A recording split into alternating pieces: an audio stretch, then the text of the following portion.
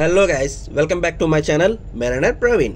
ఈరోజు ఈ వీడియోలో ఎంఎస్సి ఎల్సా 3 షిప్ నీటిలో మునిగిపోయాక దాని యొక్క రెస్క్యూ ఆపరేషన్స్ ఎలా జరిగాయో తెలుసుకుందాం. రీసెంట్గా ఎంఎస్సి కంటైనర్ షిప్ అయిన ఎంఎస్సి ఎల్సా 3 మన ఇండియాలో కేరళ కోస్ట్ దగ్గరలో మునిగిపోయింది. ఇది ఎంఎస్సి కంపెనీకి సంబంధించిన షిప్ అండ్ దీని ఫ్లాగ్ వచ్చి లైబీరియన్. ఇది 1997లో బిల్డ్ చేశారు. అంటే ఈ షిప్ అనేది 28 ఇయర్స్ ఓల్డ్ అండ్ దీని లెంత్ వచ్చి 183 మీటర్స్. ఈ షిప్ కేరళలోని Vizhinjam port and Kochi port కి మధ్యలో కోస్టల్ వోయేజ్ చేస్తుంది.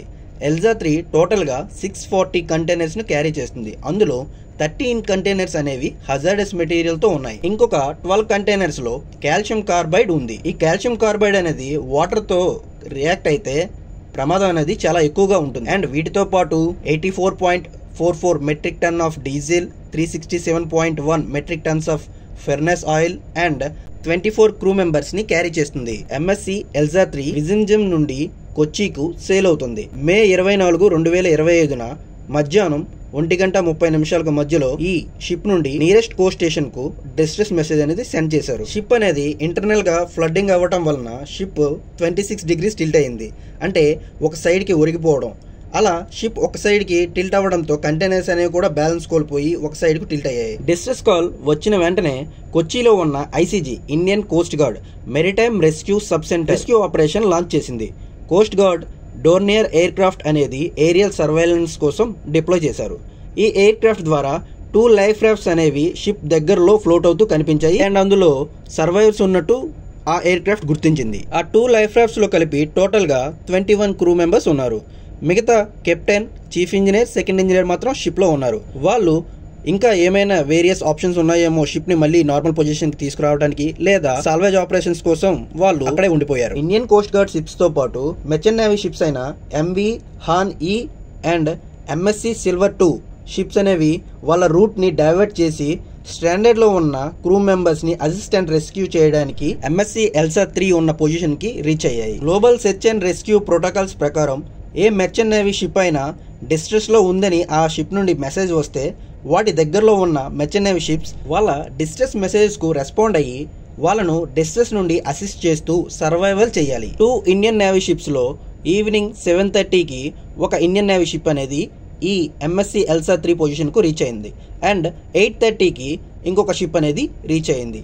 బట్ వీళ్ళు అక్కడకు చేరుకునేటప్పటికి అక్కడ విండ్ స్పీడ్ అనేది అబౌవ్ 40 knots ఉంది అండ్ నైట్ టైం కూడా అవ్వటంతో దానికి తోడు ఆ షిప్ యొక్క కంటైనర్లు వాటర్లో పడిపోవడం, అవి షిప్కి దగ్గరలోనే ఫ్లోట్ అవుతూ ఉండడంతో ఈ రెస్క్యూ చేయడానికి చాలా ఇబ్బంది పడాల్సి వచ్చింది ఇండియన్ నేవీకి. నేవీ షిప్స్ రాకముందే ఇండియన్ కోస్ట్ గార్డ్ షిప్ అయిన అన్వేష్ రెస్క్యూ చేయడానికి వచ్చిన మెర్చెంట్ నేవీ షిప్స్ తో కలిసి 21 క్రూ మెంబర్స్ ని రెస్క్యూ చేసింది. ఆ 21 క్రూ మెంబర్స్ ని కోస్ట్ గార్డ్ షిప్స్ సేఫ్ గా కొచ్చి పోర్ట్ కు ట్రాన్స్ఫర్ చేశారు.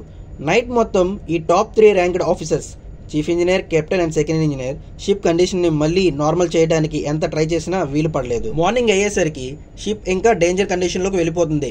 ఇంకా షిప్ అనేది సింక్ అవ్వబోతుంది అనగా నేవీ షిప్ సుజాత షిప్ లో ఉన్న ఈ 3 ఆఫీసర్స్ ని రెస్క్యూ చేసింది. టోటల్ 24 క్రూ మెంబర్స్ అందరూ రెస్క్యూ చేయబడ్డారు. ఈ షిప్ లో ఉన్న 24 క్రూ మెంబర్స్ లో 1 Russian captain and 20 members Filipino, 2 members Ukrainian and 1 member from Georgian. MSC ఎల్సాలో ఫ్లడింగ్ ఎక్కువ అవడంతో షిప్ ఇంకా ఫుల్ గా టిల్ట్ అవుతూ 25th May 2025 at morning 0750 AM south west of కొచ్చికి సుమారు 38 nautical miles దూరంలో ఎంఎస్సి ఎల్సా 3 సముద్రంలోకి మునిగిపోయింది. రెస్క్యూ చేశాక క్రూ మెంబర్స్ అందరూ పోర్ట్ కి తిరిగి వచ్చాక క్రూ మెంబర్స్ అందరూ కూడా ఇండియన్ నేవీకి మరియు ఇండియన్ కోస్ట్ గార్డ్ కు హార్ట్ఫుల్ గా థ్యాంక్స్ చెప్పారు. అలా క్రూ మెంబర్స్ అందరూ సేవ్ అయ్యారు. బట్ షిప్ నీటిలో మునిగిపోయాక షిప్ లో కంటైనర్స్ ఫ్లోట్ అవుతూ కేరళ సముద్ర తీరాలకు రీచ్ అయ్యాయి. ఆ కంటైనర్స్ లో కాల్షియం కార్బైడ్ అండ్ ఇంకా హజార్డియస్ మెటీరియల్స్ ఉన్నాయి. సో ఆ హజార్డియస్ మెటీరియల్స్ వాటర్ తో రియాక్ట్ అయితే అక్కడ పరిసర ప్రాంతాలకు ప్రమాదం అనేది చాలా ఎక్కువగా ఉండొచ్చని Kerala state disaster management authority ఈ షిప్ దగ్గర నుండి containers floating area and reach అయిన కోస్టల్ ఏరియాస్ వరకు వాళ్ళ అంచనా బట్టి ఒక మ్యాప్ ని రిలీజ్ చేసి దానిని హై రిస్క్ జోన్ గా డిక్లేర్ చేశారు. అందులో కేరళలోని అలిఫుజా అండ్ ఎర్నాకులం కోస్ట్ ఉన్నాయి. మీడియం రిస్క్ ఏరియా కింద తిరువనంతపురం అండ్ కొల్లం పోర్ట్స్ ని డిక్లేర్ చేశారు. అండ్ కోస్టల్ ఏరియాస్లో ఉండే వాళ్లకు ఫిషర్మెన్స్కు మీకు ఏవైనా కంటైనర్స్ లేదా ఆయిల్ స్పిల్ లాంటివి సముద్రంలో కనిపిస్తే వెంటనే కంట్రోల్ రూమ్కి కాల్ చేయాల్సిందిగా పోలీసులు ఇన్ఫార్మ్ చేశారు. ఈ కంటైనర్స్లో ఉన్న హజార్డస్ మెటీరియల్స్ అనేవి బయటకు వచ్చిన ప్రమాదం అనేది చాలా ఎక్కువగా ఉంటుంది.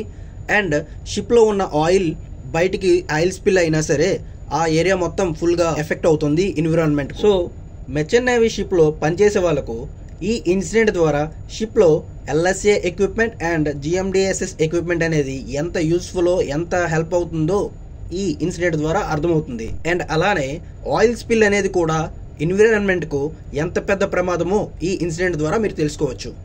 Thank you guys for watching this video.